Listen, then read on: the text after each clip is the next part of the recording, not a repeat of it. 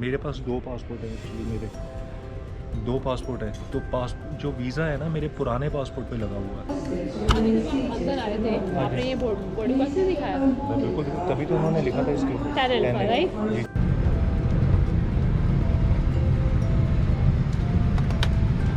भाई Qatar Airways में आपको फ्री वाईफाई मिलता है। अभी मैंने अपने मोबाइल को इनके वाईफाई के साथ जोड़ दिया है। राइट में ना इमिग्रेशन की लाइन देख लो एक बार कितनी लंबी है। मुझे लगता है 1 घंटा लगेगा आराम से। लंदन का यहाँ ट्रेन्स का एक रूल है कि जो 7 बजे के बाद लेते हो ना टिकट, तो टिकट आपको पड़ती है सिर्फ 2 पाउंड की।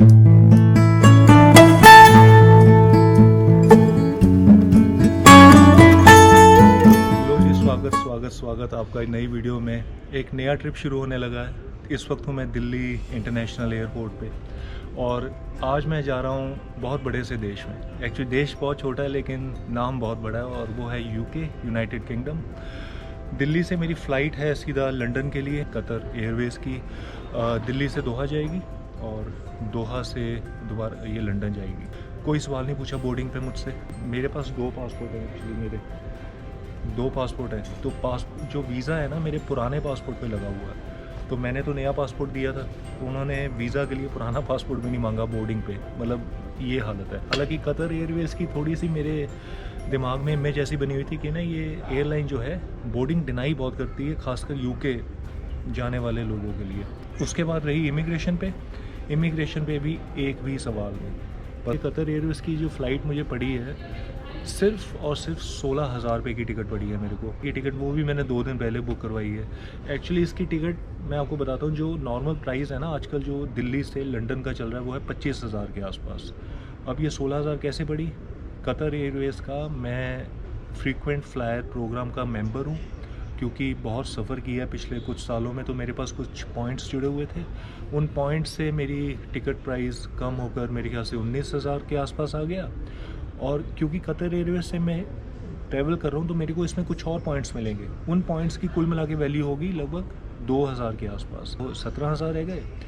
और उसके बाद फिर मैंने अपना क्रेडिट कार्ड ऐसे यूज़ किया जिस पे कि मुझे कैशबैक मिलेगा। कैशबैक मतलब मेरे ख्याल से 1,000-1,200 के आसपास मिल जाएगा। तो अब इत्तेफाक की बात है कि दिल्ली से जो दोहा की फ़्लाइट का प्राइस है ना वो 26,000 है और दोहा से लंदन का प्राइस वो 28,000 है। लेकिन मैं दिल्ली से डायरेक्टली लंदन जा रहा हूँ सिर्फ 16,000 में। वीज़ा मैंने कैसे लिया यूके का, इसकी मैं शायद अलग से वीडियो बनाऊंगा। वो जब मैं यूके पहुंच जाऊंगा तो वहीं एक वीडियो बना दूंगा आपके लिए। इस फ़्लाइट की छोटी सी एक दिक्कत है कि क्या है, जो भी खैर वो एयरलाइन की ज़िम्मेदारी है। जो ट्रांजिट है ना दोहा में वो सिर्फ 50 मिनट का है। अब अगर फ़्लाइट थोड़ी सी लेट हो जाती है, ऑब्वियसली एयरलाइन की ज़िम्मेदारी होगी। एयरलाइन एक नई फ़्लाइट मुझे अरेंज करके दे। मुझे एयरलाइन वालों का कॉल आया, मैं अभी 2 मिनट में कॉल। जी मैम,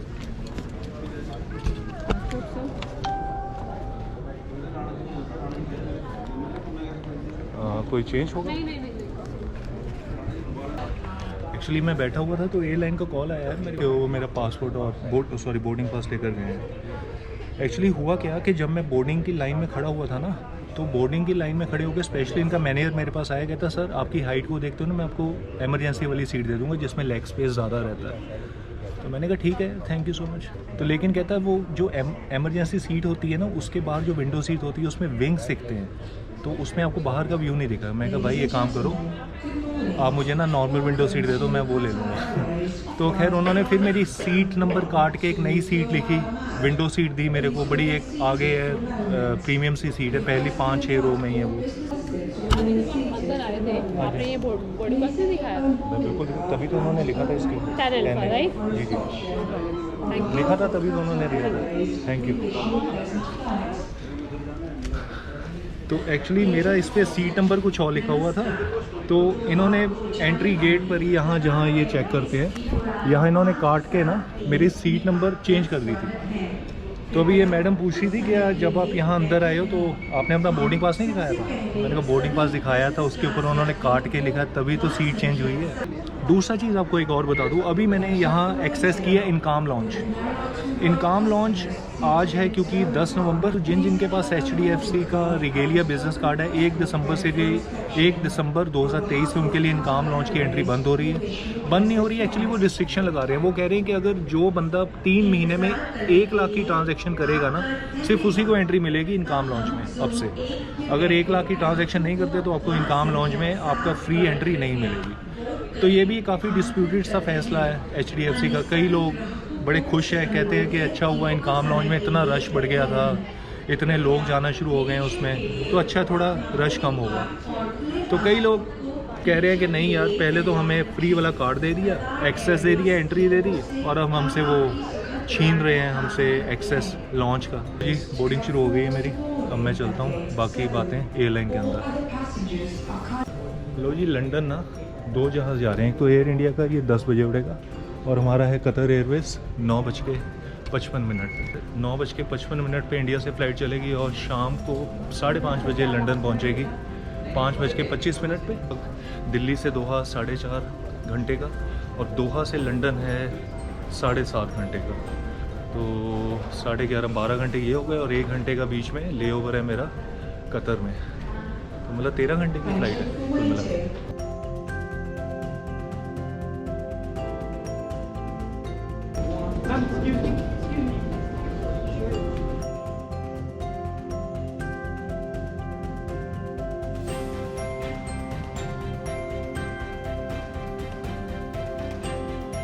ऑनेस्टली बताऊँ, बड़ा अजीब लग रहा है दिवाली से 2 दिन पहले इंडिया छोड़ के जा रहा हूँ। हालांकि दिवाली वाले नहीं तो इंडिया रुकना चाहिए था, लेकिन पता नहीं है, घूमने की एक्साइटमेंट ही इतनी है।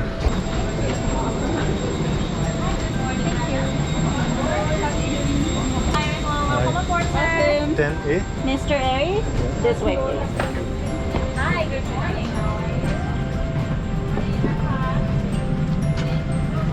मुझे कतर एयरवेज़ फ़्लाइट एयरलाइन बहुत अच्छी लगती है। इनका खाना बड़ा अच्छा लगता है, इनका स्टाफ के साथ अब तक का जितना भी इंटरेक्शन हुआ है, जितनी बार भी सफ़र किए हैं लोगों के साथ, बड़ा अच्छा लगा। भाई अब मैं क्या बोलूँ, मेरे को वही विंडो सीट का जो खतरा, जो डर था, वही मिल गई है। आगे एकदम लेग स्पेस ज़्यादा होने की वजह से ये मेरे को सीट दी गई है। चलो अच्छी चीज़ ये है कि लेग स्पेस बहुत होता है, लेकिन ऑनेस्टली बताऊँ मेरे को कभी फ़र्क नहीं पड़ा, खासकर ऐसी हाई ग्रेड एयरलाइंस में लेग स्पेस का। हमेशा की तरह हेडसेट दिए गए हैं, तो हेडसेट दिए हैं तो इसका मतलब स्क्रीन भी यहाँ कहीं होगी जो मुझे अभी दिख नहीं रही, और साथ में ये कंबल है, और एक यहाँ रिमोट लगा हुआ है, यहाँ चार्जिंग के स्लॉट्स लगे हुए हैं। तो जी खुशखबरी है कि स्क्रीन मिल चुकी है, वो नीचे है।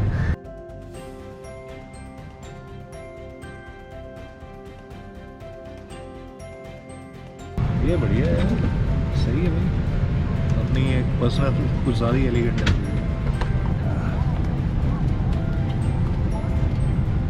9:55 पे जहाज़ उड़ना था, और अभी टाइम हो चुका है 10:30, 45 मिनट लेट है। और जो मेरी अगली फ़्लाइट है ना, उसके लिए सिर्फ 50 मिनट का ट्रांजिट टाइम है दोहा में। तो अभी तक तो लग रहा है कि वो फ़्लाइट मिस हो जाएगी।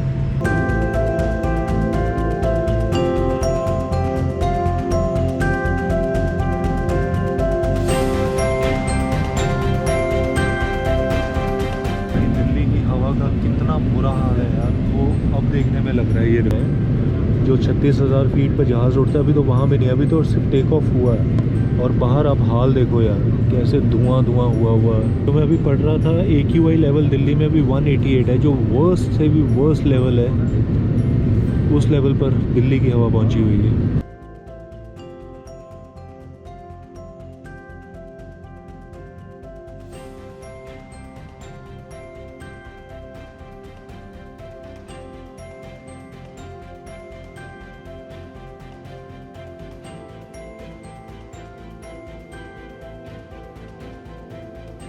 भाई कतार वालों का ना सच में खाना बड़ा अच्छा लगता है मेरे को।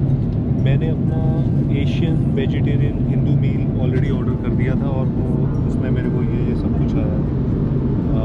सबसे पहले तो इनकी जो क्रॉकरी है ना, ये बड़ी लाजवाब है।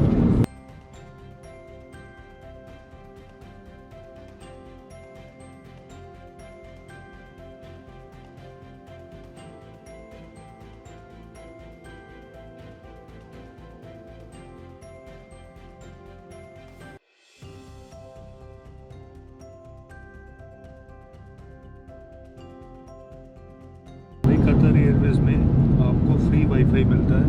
अभी मैंने अपने मोबाइल को इनके वाईफाई के साथ जोड़ दिया और ये कनेक्टेड हो गया। Start browsing. वाईफाई फ्री है, 8 MB तक आप फ्री यूज़ कर सकते हो। इंस्टाग्राम, व्हाट्सएप, ये सब एप्लीकेशन।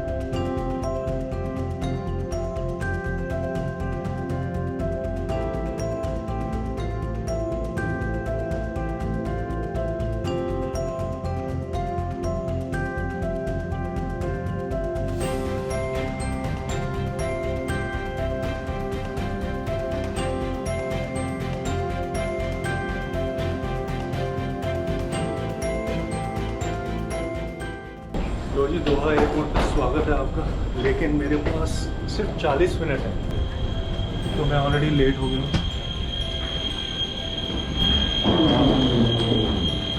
और अभी दिक्कत ये है कि अगली फ़्लाइट का गेट नंबर भी नहीं है मेरे पास, वो फिर यहीं पता लगेगा। अगर flight to London. Yes, all transfer this people to transfer. Okay.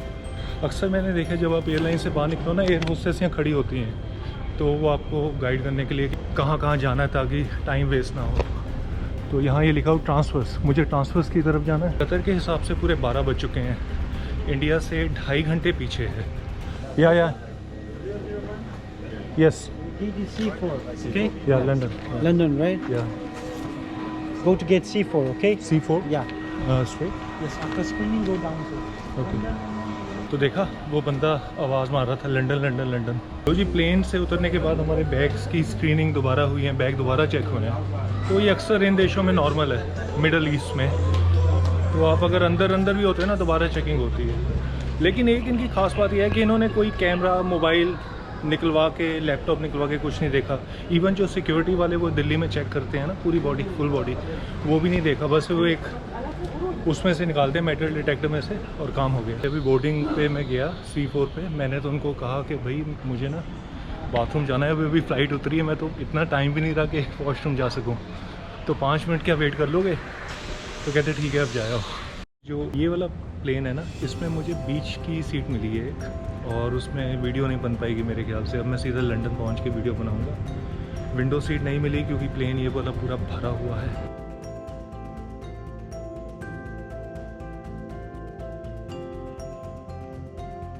Seat मुझे मिली है सेंटर की और वाइट सीट में बैठा हूँ। ये शुरू में वेलकम ड्रिंक मिली है हमें।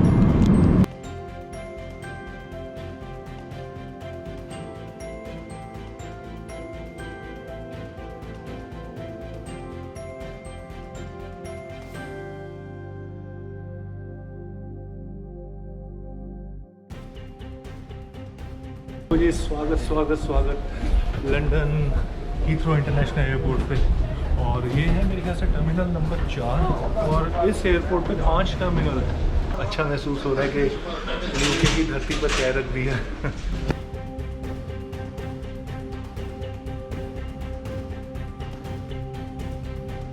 फ़्लाइट ने आधा घंटा पहले पहुंचा दिया। अभी टाइम हुआ है या 5:10। तो 5:30 पहुंचने का इसका टाइम था।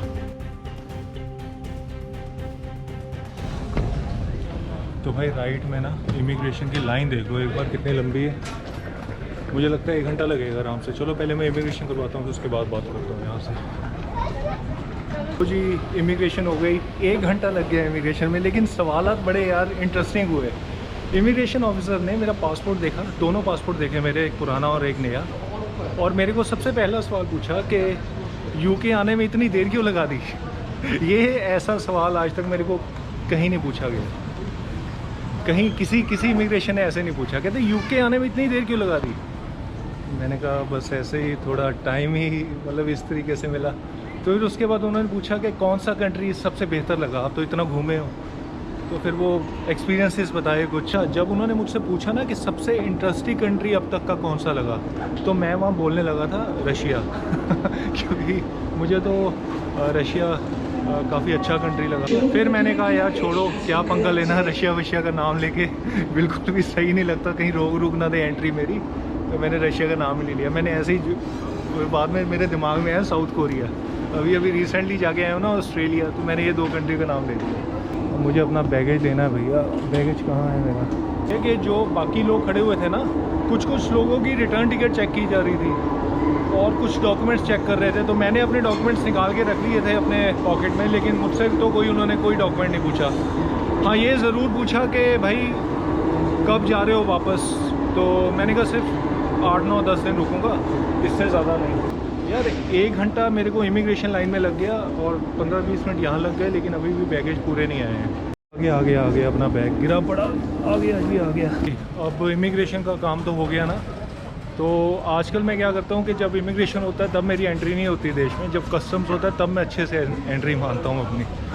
क्योंकि जब से ये ऑस्ट्रेलिया और जापान जैसे कंट्रीज़ में जाके आए हो ना, जितने भी G7 कंट्रीज़ हैं, इनकी कस्टम बड़ी ख़तरनाक होती है। तो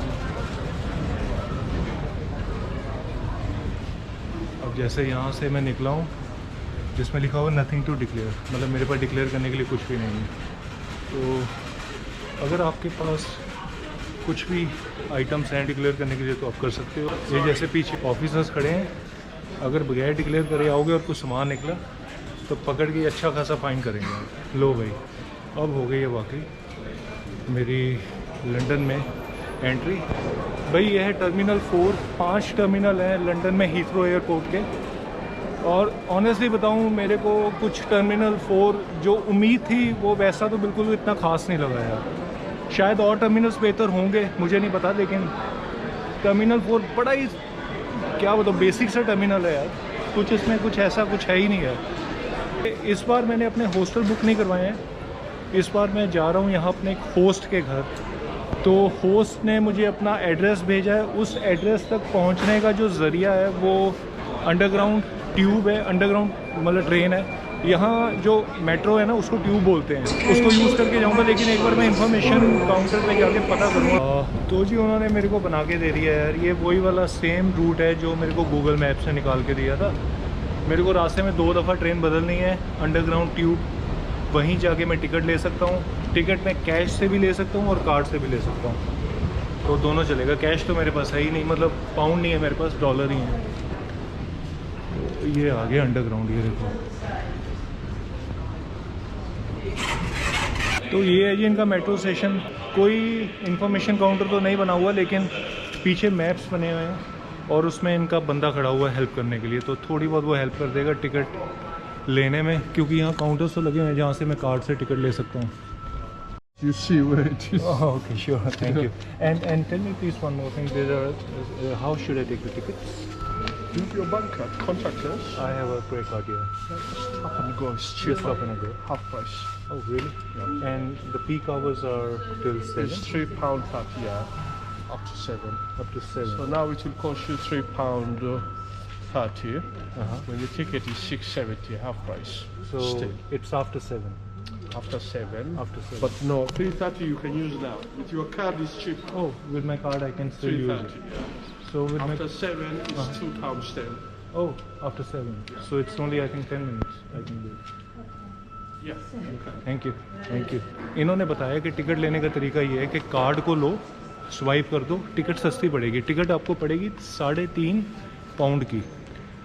अगर तो आप वहाँ अपना कार्ड मशीन से टिकट लेते हो, कार्ड डाल के मशीन से निकालते हो, तो वहाँ टिकट आपको पड़ेगी 6.5 पाउंड की। मतलब कार्ड से अगर आप स्वाइप इन अंदर कर देते हो ना, तो टिकट आपको 3.5 पाउंड की पड़ेगी। लंदन का यहाँ ट्रेन्स का एक रूल है कि जो 7 बजे के बाद लेते हो ना आप टिकट, तो टिकट आपको पड़ती है सिर्फ 2 पाउंड की। 3.5 पाउंड की जो टिकट है ना, और अगर मैं इसको 7 बजे के बाद लूँगा तो ये मेरे को सिर्फ 2 पाउंड की पड़ेगी। जो पीक आवर्स होते हैं ना, वो सुबह 6 बजे से 9 बजे तक और दोपहर को 3:30 से 7 बजे तक, ये पीक आवर्स है। इनमें आपको टिकट महंगी पड़ती है, अगर पीक आवर्स के बाद की लोगे तो आपको टिकट सस्ती पड़ेगी। तो अभी मैं बस वेट कर रहा हूँ, 5 मिनट और हो जाएंगे तो अपना 1.5-2 पाउंड और बच जाएंगे। तो जी मैंने अपना HDFC का कार्ड चलाया, उधर मैंने स्वैप किया ये पीछे और दरवाजे खुल गए और मेरी टिकट काटी गई।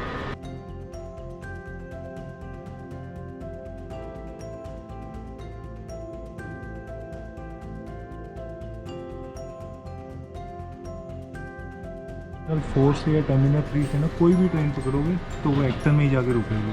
तो एक्टन कोई भी यहाँ से ट्रेन पकड़ोगे एक्टन ही जाएगी। तो एक्टन में जाके मेरे को बदलनी है, रेनर्स लेन की ट्रेन पकड़नी है मेरे को। कार्ड स्वाइप करो तो कार्ड से पैसे कट जाते हैं और जब आपने एग्जिट मारना तब भी एक बार स्वाइप करना है। अगर तब स्वाइप नहीं करोगे तो आपको पेनल्टी पड़ेगी पूरे ट्रिप की।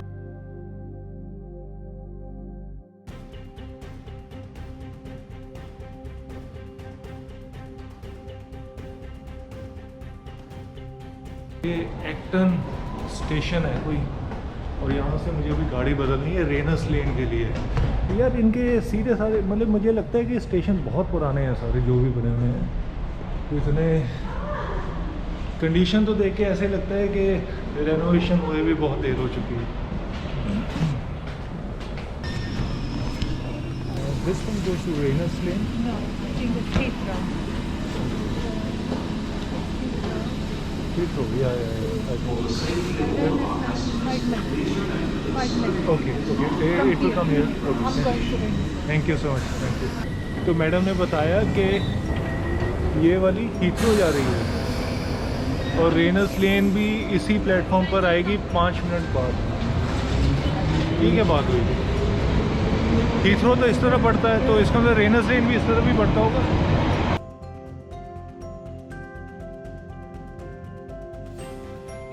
तो ये जो मैं एयरपोर्ट से आ रहा हूँ ना, हीथ्रो एयरपोर्ट से, इस लाइन को कहते हैं पिकाडेली लाइन। एक चीज़ मैं और डिस्कस करना चाहता था, हीथ्रो इंटरनेशनल एयरपोर्ट पे जो फ्री वाईफाई है ना, उसको कनेक्ट करने से व्हाट्सएप नहीं चलता भाई। मेरा व्हाट्सएप नहीं चला, मेरा इंस्टाग्राम भी नहीं चला। हालांकि बाकी साइटें खुल रही थी, इंटरनेट भी चल रहा था, लेकिन व्हाट्सएप और इंस्टाग्राम नहीं चल रहा था। तो चलाने के लिए मैंने क्या किया, वही अपना एक जुगाड़, जो अपना पर VPN है मेरे पास, मैंने VPN को यूज़ किया और VPN को यूज़ करके व्हाट्सएप चल पड़ा। ट्रेनें देख लो, ये छोटी छोटी सी हैं, मतलब हमारी दिल्ली मेट्रो के मुकाबले तो चलो खैर इसका कोई कंपैरिजन करना सही भी नहीं होगा। अपनी गाड़ी वेनस लेन जाएगी सीधा।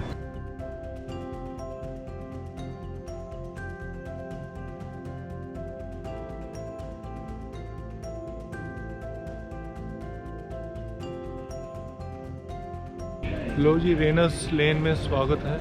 इस स्टेशन से ना जो मेरे होस्ट का घर है, वो मेरे गूगल मैप ने बताया कि 15-20 मिनट पैदल चलने में लगेंगे। और क्योंकि मैं बताता हूँ, मेरे पास इंटरनेट तो है नहीं, मैंने क्या कर रखा है, इस स्थिति से बचने के लिए मैंने गूगल मैप डाउनलोड कर रखा है, ऑफलाइन मैप। और ऑफलाइन जब आप यूज़ करते हो उसके लिए आपको इंटरनेट की ज़रूरत नहीं पड़ती, आप बगैर उसके इंटरनेट के भी वो आपको रास्ता बताता है पूरा। ठीक है। और एक मैप और है जो मैं आपके साथ शेयर करना चाहता हूँ, वो maps.me। इसको डाउनलोड कर लो, ये भी ऑफलाइन मैप है, बड़ा काम आएगा आपके। जैसे अब मैं जाना चाहता हूँ अपने लोकेशन पे, तो मेरे को पूरा रास्ता बताएगा maps.me। ये पूरी दुनिया में चलती है ये ऐप। मुझे अपना कार्ड दोबारा डालना पड़ेगा। Do have to punch it again?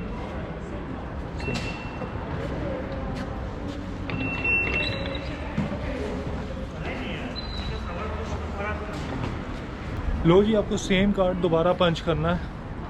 जैसा कि मैंने बताया, अगर नहीं पंच करोगे तो पेनल्टियाँ बहुत लगेंगी। तो भाई ये अभी मिला है संबल होम फूड, नाम लगने में इंडियन लग रहा है रेस्टोरेंट। खैर काफ़ी अच्छा है यार, ये देखेंगे तो मुझे। अब ये देखो गूगल रास्ता कैसे बता रहा है ये। तो सीधा जाने के बाद आगे से लेफ़्ट लेना है, तो मतलब सीधा रास्ता। ये डॉट्स हैं ना जो लगे हुए हैं, ये डॉट के ऊपर आप चलते रहोगे तो आप अपनी लोकेशन तक पहुंच जाओगे। और एक तरह का ये पहला लुक लंदन का मैं ले रहा हूँ, काफ़ी अच्छा लग रहा है। ये पैदल चलने का ना मज़ा ही कुछ और होता है यार, नए देश में जहाँ कोई नहीं जानता, कोई आपको पता नहीं किससे कहाँ जाना है कहाँ नहीं। कैबेज? हाँ मैं देख रहा हूँ। ओके, कोई बात नहीं। मैं देख रहा हूँ, थैंक यू। भैया बैंगन कहाँ कुछ होंगे क्या, ऐसा कुछ यहाँ सामान होगा आपके पास? बैंगन ये रहा ना। अच्छा यहाँ पर होगा। ये क्या रेट है इनका? 1.5 पाउंड यस, पर पीस? 2 पीस रखा होगा। Okay, 2 pieces 1.50। 2 है या ओके 2 पीस। 150। ओके कैबेज है 1 पाउंड पर केजी। Okay, thank you. कल आता हूँ आपके पास। कोई बात नहीं। Thank you. तो जी मैं सब्जियों के रेट देख रहा था, तो बैंगन है यहाँ काफ़ी महंगे यार, 150 रुपये के 2 पीस हैं। तो कैबेज है 100 रुपये किलो। वही है ना कि पाउंड चलते हैं तो महंगा ही लगेगा सब कुछ।